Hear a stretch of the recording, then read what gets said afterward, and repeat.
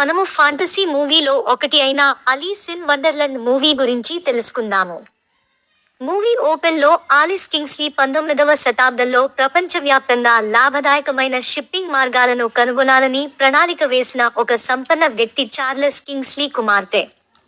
వండర్ల్యాండ్లో తన సాహసాల గురించి ఆమె అతనికి చెప్పినప్పుడు, అతను ఆమెకు పిచ్చిగా ఉన్నాడని, అయితే అందరూ మంచి వ్యక్తులే అని ప్రకటించాడు. అయితే చాలా సంవత్సరాల తరువాత చార్లెస్ మరణించాడు మరియు ఆలిస్ అతని ఉల్లాసభరితమైన వైఖరిని కోల్పోయాడు. ఇప్పుడు తనలాంటి వ్యక్తికి సరైన మర్యాదలు లేని ప్రపంచంలో చిక్కుకున్నట్లు భావిస్తూ ఆలిస్ను ఒక గార్డెన్ పార్టీకి తీసుకువెళ్లారు. అక్కడ ఆమె తన తండ్రి వ్యాపార భాగస్వాములలో ఒకరి కుమారుడు హమీష్, లియో బిల్ నుండి వివాహ ప్రతిపాదనను అంగీకరిస్తుందని ఆశిస్తున్నారు. ఏది ఏమైనప్పటికీ ఆలిస్ వెంటనే ఒక కుందేలు దగ్గర నడుము కోటుతో ఉండడం చూసి పరధ్యానంలో పడి ఆ వింత జీవి వెంట పరిగెత్తుతుంది. దానిని అనుసరించి ఆమె కొన్ని మార్గాల్లో పాత చెట్టు ట్రంక్ వద్దకు తన మార్గాన్ని కనుగొంటుంది మరియు ఒక రంధ్రం క్రింద పడిపోతుంది. రంధ్రం ఆమెను ఒక వింత గదికి దారి తీస్తుంది. దీనిని చూస్తుంది మరియు ఆమెలో ఉన్న వ్యక్తి కాదని మొండిగా చెప్పింది. పైకి తిరిగి ఆలిస్ జబ్బర్వాకీని చంపడానికి తిరిగి వస్తుంది. ఆలిస్ దీనిని చూస్తుంది మరియు స్క్రోల్లో ఉన్న వ్యక్తి తాను కాదని గట్టిగా చెప్పింది.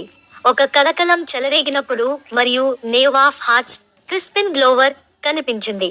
దానితో పాటు కొంతమంది రెడ్ గార్డ్ సైనికులు మరియు బాండర్నాచ్ అనే జీవి కనిపిస్తుంది.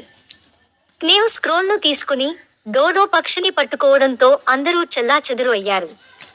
ఆలిస్ బాండర్స్నాచ్ని ఎదుర్కొన్నప్పుడు అది కేవలం కల అని నమ్మి ఆమె నిలదొక్కుంది. అయినప్పటికీ జీవి ఆమెను గీతలు చేస్తుంది మరియు ఆలిస్ పరుగు తీసింది, కానీ డోర్మౌస్ ముందు కాదు. జీవి యొక్క కన్నులలో ఒకదానిని తీసివేస్తుంది. కొన్ని మార్గాల్లో ఆలిస్ ట్వీడిల్స్ను మళ్లీ ఎదుర్కొంటుంది. ఆమెకు సహాయం చేయడానికి ప్రయత్నిస్తుంది, కానీ వెంటనే ఒక పెద్ద పక్షి చేత బంధించబడుతుంది. అది వారిని రెడ్ క్వీన్స్ కోటకు తీసుకువెళుతుంది.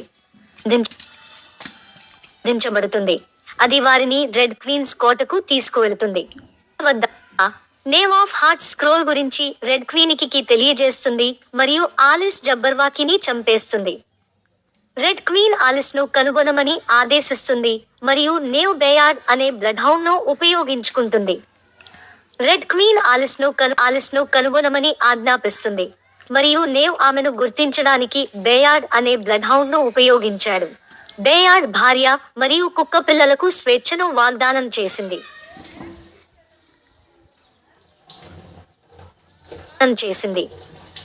ఇంతలో ఆలిస్ చెషైర్ క్యాట్ని ఎదుర్కొంటుంది. ఆమెను మ్యాడ్ హాంటర్ యొక్క ప్రదేశానికి తీసుకువెళుతుంది. అక్కడ ఆమె మళ్లీ డార్మౌస్తో పాటు మార్చ్ హేర్ని ఎదుర్కొంటుంది. మ్యాడ్ హాంటర్ ఆలిస్ను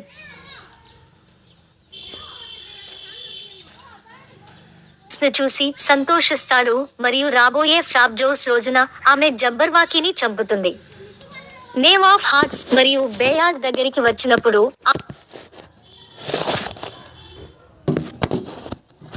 ఆలిస్ మళ్లీ తను ఆలిస్ కాదని నొక్కి చెప్పింది.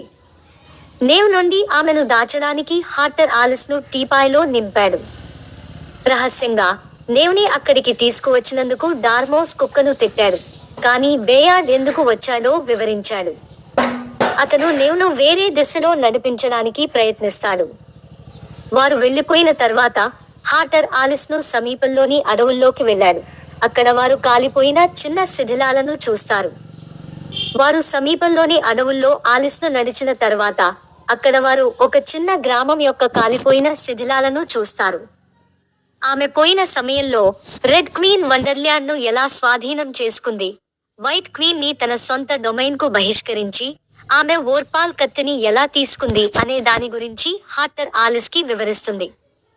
వారు మాట్లాడుతున్నప్పుడు నేవ్ మళ్లీ దగ్గరకు వస్తాడు మరియు హార్టర్ ఆలిస్ను తన టోపీపై ఉంచి దానిని నదికి అడ్డంగా విసిరి నేవ్కి తనను తాను అప్పగించాడు. అతను అతన్ని రెడ్ క్వీన్ వద్దకు తీసుకువెళతాడు. తరువాత బేయార్డ్ టోపీ మరియు ఆలిస్ను కనుగొంటాడు. ఆలిస్ బేయార్డ్ను ఒప్పించి ఆమెను రెడ్ క్వీన్స్ కోటకు తీసుకువెళ్లి హార్టర్ను కాపాడుతుంది. టోపీతో పాటు వారు అక్కడికి తమ మార్గాన్ని కనుగొంటారు అక్కడ ఆలిస్ రెడ్ క్వీన్ తో క్రోకెట్ ఆటలో సహాయం చేస్తున్న వైట్ రాబిట్ ను ఎదుర్కొంటుంది. ఆలిస్ పెద్దదిగా చేయమని అభ్యర్థిస్తుంది మరియు కుందేలు ఆమెకు ఒక కేక్ ఇస్తుంది. క్రికెట్ ఆటలో సహాయం చేస్తున్న వైట్ రాబిట్ ను ఎదుర్కొంటుంది. ఆలిస్ పెద్దదిగా చేయమని అభ్యర్థిస్తుంది మరియు కుందేలు ఆమెకు ఒక కేక్ ఇస్తుంది. ఆమె ఎక్కువగా తింటుంది మరియు దాదాపు 10 అడుగుల పొడవుతో ముగుస్తుంది. క్రోకెట్ గేమ్కు అంతరాయం కలిగిస్తుంది. అంబ్రిడ్జ్ నుండి తాను అని చెప్పే ఆలిస్ను రాణి గుర్తించలేదు మరియు వారికి సహాయం చేయాలని కోరుకుంది. కలిగిస్తుంది. తను అంబ్రిడ్జ్ నుండి అని చెప్పే ఆలిస్ను క్వీన్ గుర్తించలేదు మరియు రాణికి సహాయం చేయాలని కోరుకుంటుంది. ఆలిస్ తల పరిమాణం చూసి ముగ్ధులైన రాణి ఆమెను తన రాజాస్థానంలో భాగమని ప్రకటించింది. హార్టర్ను క్వీన్ మరియు ఆలిస్ ముందు తీసుకువస్తారు మరియు మొదట శిరచ్ఛేదం చేయాలని భావించారు. అయినప్పటికీ హార్టర్ రాణిని తన అపారమైన తలకి టోపీగా మార్చమని అభ్యర్థించడం ద్వారా సమయం కోసం ఆగిపోతాడు. శ్రద్ధతో మెచ్చుకున్న ఆమె ఈ అభ్యర్థనను అందజేస్తుంది. ఆలిస్ వెంటనే వోర్పాల్ కత్తి కోట మైదానంలో ఉందని తెలుసుకుంటాడు. కానీ బాండర్స్నాచ్ యొక్క క్వార్టర్స్లోని ఛాతీలో బంధించబడ్డాడు. డోర్మౌస్ నుండి తీసిన కన్ను సేకరించిన తర్వాత ఆలిస్ కంటిని జీవికి తిరిగి ఇవ్వడానికి నిర్వహిస్తుంది. ఇది ఆమె కత్తిని యాక్సెస్ చేయడానికి అనుమతిస్తుంది. ఆలిస్ హార్టర్ గదికి వెళ్లి అక్కడ డార్మౌస్ ని కనుగొంటుంది. అయితే నేమ్ ఆఫ్ హార్ట్స్ కొద్దిసేపటికే కనిపిస్తాడు మరియు ఆలిస్ యొక్క అసలు పేరును డోర్మౌస్ జారవిడిచినప్పుడు అతను ఆమెను చంపడానికి ప్రయత్నిస్తాడు. ఆలిస్ ప్రాంగణంలోకి తప్పించుకోగలుగుతాడు.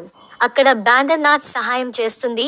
నిజమైన బ్యాక్ టు చేయడానికి అనుమతించినప్పుడు ఆలిస్ ప్రాంగణంలోకి తప్పించుకోగలుగుతుంది.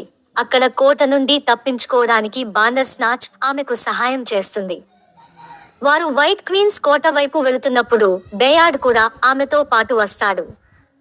రెడ్ క్వీన్ మరుసటి రోజు హ్యాటర్ మరియు డోర్మౌస్లను ఉరితీయాలని ఆదేశిస్తుంది.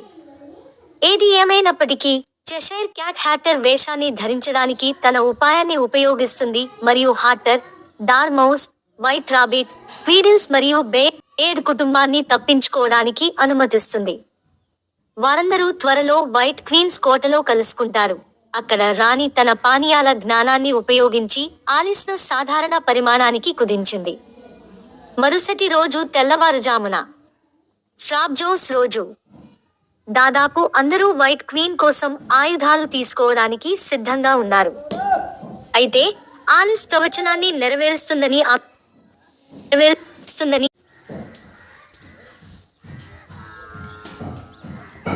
ఆశిస్తోంది. అయితే ఆలిస్ క్వీన్స్ గార్డెన్ కి వెళుతుంది. ప్రతి ఒక్కరూ ఆమెను ఈ పనిలోకి నెట్టడం పట్ల కలత చెందుతుంది. అక్కడే ఆమె అబ్సోలోమ్ను ఎదుర్కొంటుంది. తనను తాను కోకోన్ చేస్తుంది. ఇక్కడే అబ్సోలోమ్ ఆలిస్కి ఇంతకు ముందు వండర్ల్యాండ్ కి ఎలా వెళ్లారో వివరించాడు మరియు అకస్మాత్తుగా ఇక్కడే అబ్సోలోమ్ ఆలిస్ కు తాను ఇంతకు ముందు వండర్ల్యాండ్ కి ఎలా వెళ్లానో వివరిస్తుంది మరియు అకస్మాత్తుగా ఆమె అసలు కల అని భావించినది నిజమని ఆమెకి తిరిగి వచ్చింది. ఆమె వెల్లడించిన తర్వాత ఆలిస్ వైట్ క్వీన్ తన కోసం సిద్ధం చేసిన కవచాన్ని ధరించి వోర్పాల్ కత్తిని తీసుకుంటుంది. వైట్ క్వీన్ మరియు రెడ్ క్వీన్ ఇద్దరూ చెకర్ బోర్డ్ ఫీల్డ్ లో కలుస్తారు. క్వీన్స్ ఇద్దరూ మొదట కలుస్తారు. వైట్ క్వీన్ తన సోదరిని యుద్ధం చేయవద్దని కోరింది. కానీ రెడ్ క్వీన్ తన సోదరి విజ్ఞప్తిని శాంతింపజేయడానికి నిరాకరించింది. క్వీన్ జాబర్వాకీని పిలిపించినందున వైట్ క్వీన్ ఆలిస్ ను వారి ఛాంపియన్ గా తీసుకువస్తుంది. ఆలిస్ జీవితో తలపడుతుండగా మిగిలిన సైన్యాలు యుద్ధానికి వెళ్తాయి. ఆలిస్ తనతో ఒక మైండ్ గేమ్ ఆడుతుంది. 6 అసాధ్యమైన విషయాల గురించి మాట్లాడుతుంది. అది అల్పాహారానికి ముందు ఆమె తండ్రి చేస్తారని చెప్పబడింది. ఆమె మైండ్ గేమ్ లో ఆమెను చంపే శక్తిని కనుగొనగలుగుతుంది. స్త్రీని కనుగొనగలుగుతుంది. రెడ్ క్వీన్ తన సబ్జెక్టులు ఆలిస్ ను చంపాలని డిమాండ్ చేస్తుంది.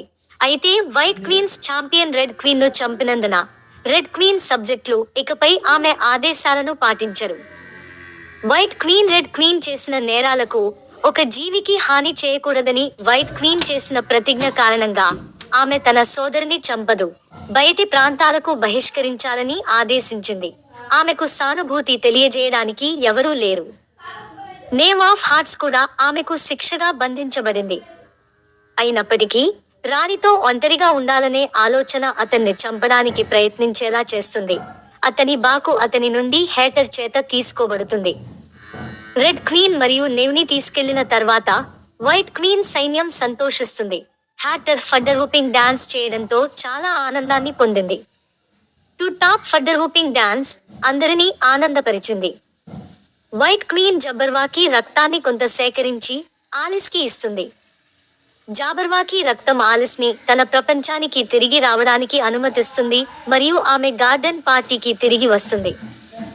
ఆలిస్ హమీష్కి తన ప్రతిపాదనను అంగీకరించలేనని వివరిస్తుంది. అలాగే అనేక మంది బంధువులు మరియు పరిచయస్తులతో తన మనసులోని మాటను చెప్పింది.